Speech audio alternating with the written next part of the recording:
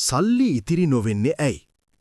පසුගිය කොටසින් අපි කතා කළේ සල්ලි හම්බ කරලා දුප්පත් වෙන්නේ ඇයි කියලා. අද බලමු ඇයි බොහෝ දෙනාට සල්ලි ඉතිරි වෙන්නේ නැත්තේ කියලා. බොහෝ මිනිස්සු කියන වචනයක් තියෙනවා. මට ඉතිරි කරන්න බැහැ ආදායම මදි. නමුත් ඇත්තටම ප්‍රශ්නය ආදායම මදිවීමද නැත්නම් සල්ලි යන මාර්ගය අපි නොදැනීමද? අපි සල්ලි ලැබෙන දවසේ සතුටු වෙනවා. වැටුප හෝ ආදායම ලැබුණු දවසේ හිතෙන්නේ මේ මාසේ හොඳට මැනේජ් කරනවා කියලා. හැබැයි දින කීපයකින්ම සල්ලි අඩු වෙලා යනවා. ඒකට හේතුව ඒකයි. අපි සල්ලි පාලනය නොකරනිම. ඒ වෙනුවට සල්ලි අපිව පාලනය කරනවා. මුලින්ම තේරුම් ගන්න ඕන දෙයක් තියෙනවා. සල්ලි ඉතිරි වෙන්නේ අවසානයේ නෙවෙයි මුලින්ම. බොහෝ දෙනා කරන වැරද්ද මෙන්න. මුලින්ම වියදම් කරනවා. ඉතුරු වුණොත් ඉතිරි කරනවා. නමුත් සම්පත් ගොඩනගන අය කරන්නේ විරුද්ධ දෙයක්. මුලින්ම ඉතිරි කරනවා. ඉතිරි මුදලින් ජීවිතය ගෙනියනවා. මේක පොඩි වෙනසක් වගේ පේනවා. හැබැයි ජීවිතේම වෙනස් කරන පුරුද්දක්.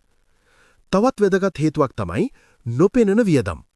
දවසට පොඩි පොඩි දේවල් වලට යන මුදල් අපි ගණන් නොගන්නවා.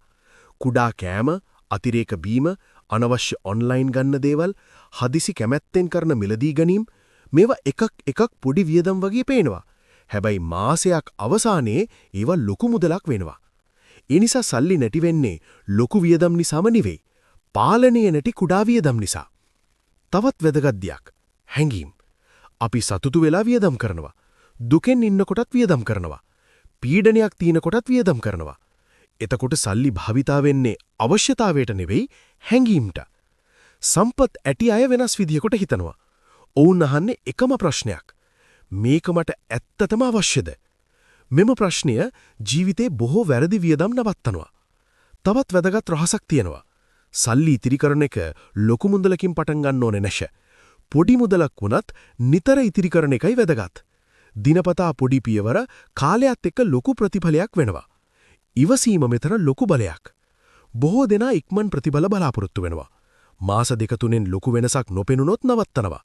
නමුත් සල්ලි ලෝකේ ජයගන්නේ වේගෙන් දුවන අය නෙවි. දිගටම නතර නොවී යන අය. තවත් වැරද්දක්. අනිකුත් අයව බලලා ජීවිතේ තීරණය කිරීම. මිතුරෙක් අලුත් දෙයක් ගත්තාම අපිත් ගන්න හිතනවා. සමාජ මාධ්‍යවල පේන ජීවිතය ඇත්ත ජීවිතය කියලා හිතනවා. නමුත් අපි බලන්නේ ඔවුන්ගේ හයිලයිට් එක. ඔවුන්ගේ ණය, පීඩනය, ගැටලු අපි නොදකිනවා. ඒ නිසා සල්ලි තීරණ ගන්නකොට වෙන කෙනෙක් නොව තමන්ගේ අනාගතය ගැන හිතන්න. සල්ලි ඉතිරි කිරීමේ අරමුණ සල්ලි එකතු කිරීම පමණක් නෙවෙයි. ඒ ෆ්‍රීඩම් එකක් ගොඩනගන එක. හදිසි අවස්ථාවක බය නැතුව ඉන්න පුරුවන් වීම. අකමැති රැකියාවක් අත්හැරීමට හැකියවීම.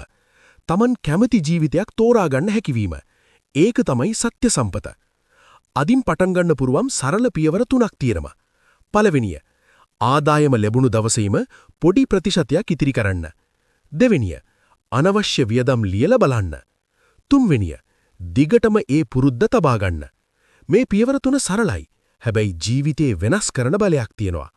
අවසානයේ මතක තියාගන්න ඕනේ දෙයක් තියෙනවා. දුප්පත් බව ආදායම අඩුවීම නිසාම නෙවෙයි, පාලනීය නැති වියදම් නිසා. සල්ලි ඉතිරි කරන කෙනාට අනාගතේ තිබෙනවා. සල්ලි පාලනය කරන කෙනාට නිදහස ලැබෙනවා. ඒ නිසා අදින් පටන් ගන්න. පොඩි වෙනසක් කරන්න. අද ඉතිරි කරන රුපියල හෙට ඔයාගේ නිදහස වෙන්න පුළුවන්. තවත් සල්ලි ගැන ඇත්ත දැනගන්න මුදල් දෙනුම channelය subscribe කරන්න. ඊළඟ කොටසින් ඕකේ කතා කරන්නේ සල්ලි වැඩ කරන විදිහ සහ ආයෝජනයේ ඇත්ත.